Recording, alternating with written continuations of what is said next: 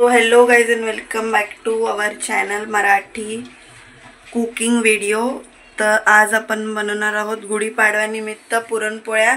So मी आणि माझी mummy बनवणार तर पूर्ण रेसिपी स्टेप बाय स्टेप लास्टपर्यंत बघा। अर्धा किलो डाळ घेतलेली आहे आणि ती 5-6 पाण्यात स्वच्छ धुवायची।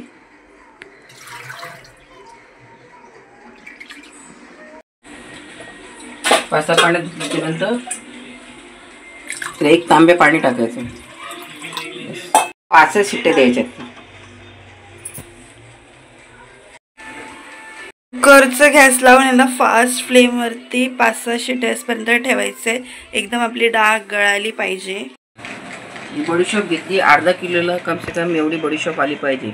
आणि सुंठ ही एवढी अर्धा किलोला आणि 10-15 वेलची करून यांची पावडर करायची। त्यांनी नंतर डाळीमध्ये गूळ टाकल्यानंतर 5 मिनिटांनी गूळ उकळल्यानंतर हे टाकायचं, कारण की मग ती डाळ घट्ट होते, पाक वितळत नाही आणि पोळ्या एकदम छान होतात। वेलची सोलावीच लागते, वेलची सोलायची असेल, त्याच्यातले मधले दाणे काढायचे आणि ते वरचं स्किन आहे ना ते बाजूला काढायचं। हे वालं जे स्किन आहे ना ग्रीन ते बाजूला काढायचं।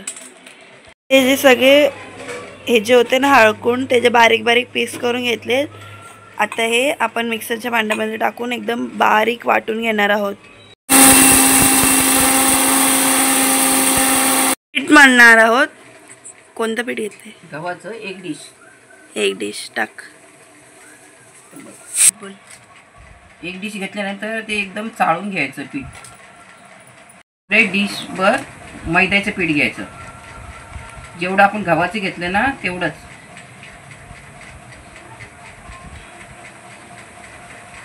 दोन्हीची क्वांटिटी सेम घ्यायची। अर्धा एवढा चमचा घ्यायचा। छोटा चमचा असला का फुल भरून, मोठा चमचा असला का अर्धा घ्यायचा।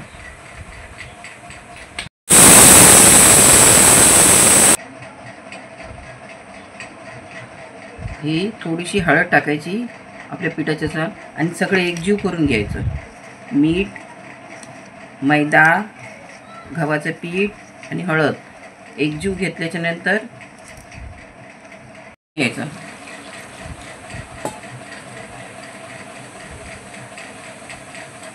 थोडं थोडं जसं लागेल तसं पाणी घ्यायचं, जास्त घ्यायचं नाही। आणि गव्हाचं पीठ करतो त्याच्यात थोडंसं नरम पीठ करून मळून ठेवायचं।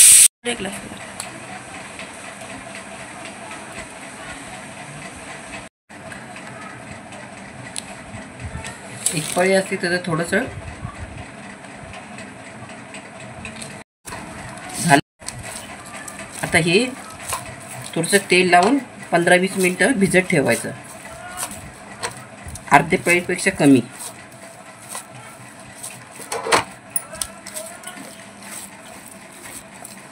एकदम असं सॉफ्ट पीठ झालं पाहिजे तुमचं।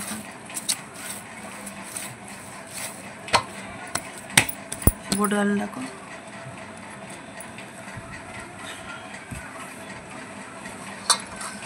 टोपामध्ये ठेवून ह्याला झाकून 15-20 मिनिटं ह्याला असंच ठेवायचे झाकून। आपली अशी शिजलेली। आपल्याला गोळी मिक्स करायचं असेल तर एका टोपामध्ये डाळ काढून घ्यायची। आता आपण साऱ्यांची तयारी करतोय। आपल्याला गूळ घ्यायचा आहे।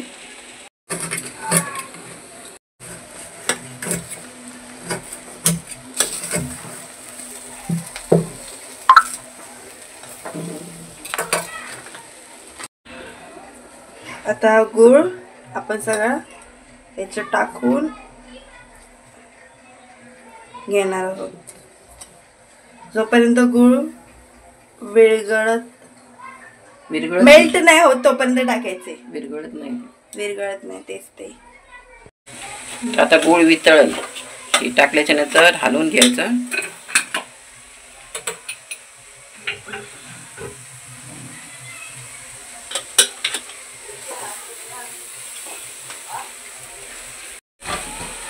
आता आपला गूळ वितळलेला आहे, म्हणजे मेल्ट झालेला आहे।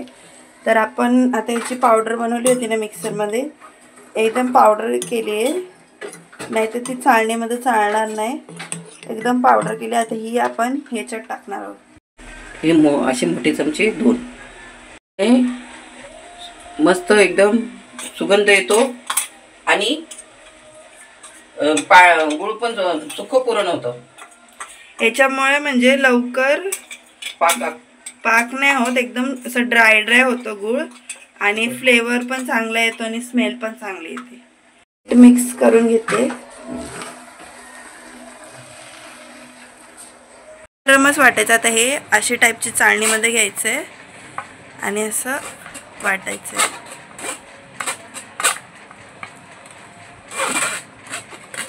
गरम गरमच हे असं वाटलं जाईल, नाही तर थंड झाल्यावर लवकर वाटत नाही. असं झाले. सगळ्यात हार्ड काम करायला मला बसवलं जाईल.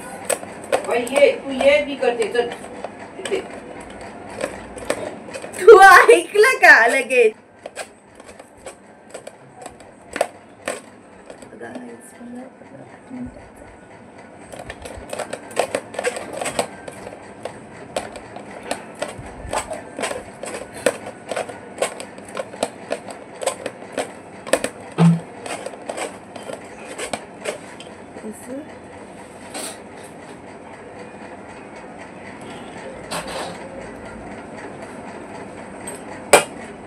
मिनिट पीठ भिजवल्याच्या नंतर हे एकजीव एकदम नरम झालेले, एकदम मऊ पीठ झालेले आहे.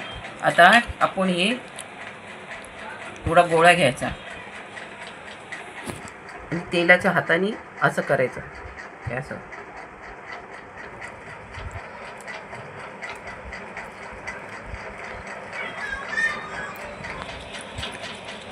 आणि आपलं पुरण पूर्ण झालेलं आहे. एकदम एवढं पुरण घेतलं. हे थोडंसं पुरण घेतलंय. भरपूर घ्यायचं म्हणजे पुरण आलं पाहिजे मिक्स. हे बघा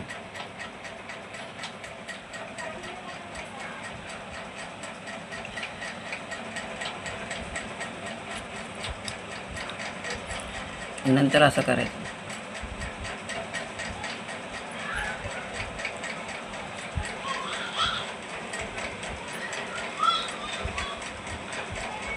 ते असं दाबायचं म्हणजे पोळी फुटत नाही आणि लाटायची. आता पोळ्या लाटायला घेतोय आम्ही. तांदळाच्या पिठावर लाटायचं म्हणजे तांदळाच्या पिठावर लाटायचं. ओके. खाली घेतलंय तांदळाचं पीठ. आता पोळ्या एकदम हलक्या हाताने लाटून घेणार आहोत. ते तू तर काय बोलतच नाही. आता तू बोलते तर मी कसं बोलू.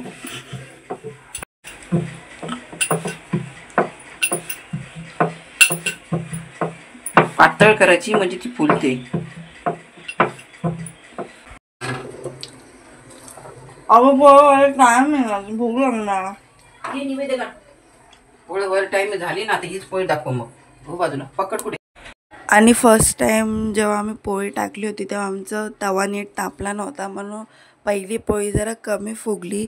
तुम्ही लक्षात ठेवा, तवा एकदम नीट तापवा.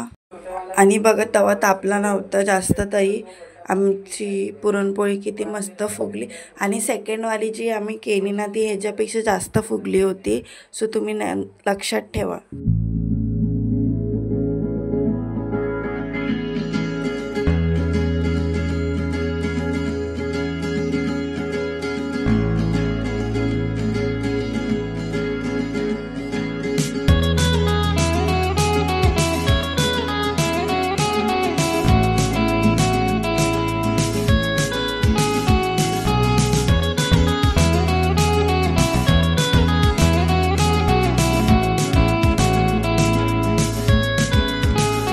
I need an intervention, divine intervention, you know. त्याच्यानंतर सगळ्या पुरणपोळ्या झाल्या बनवून मग मी नैवेद्य वाढायला घेतला. नैवेद्यामध्ये म्हणजे मेन्यूमध्ये होतं आमठी, पोळी, दूध, खारोड्या, मिरगुंड्या, भजी, पापड आणि भात. आणि भातावरती आमठी. आणि इथं मी दूध घेते. आणि तुम्हाला काय कशाबरोबर सगळ्यात जास्त खायला आवडतं, आमटीसोबत की दुधासोबत पोळी, मला नक्की कमेंट करा. मला तर दुधासोबत आवडते. तुम्हाला जे आवडतं ते तुम्ही नक्की कमेंट करा.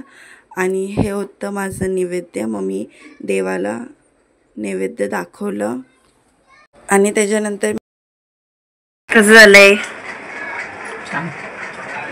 खायला घेतलं. मी सगळ्यात पहिले दुधासोबत खाल्लं आणि मग त्याच्यानंतर आमटीसोबत खाल्लं. खायला तर खूप टेस्टी होतं.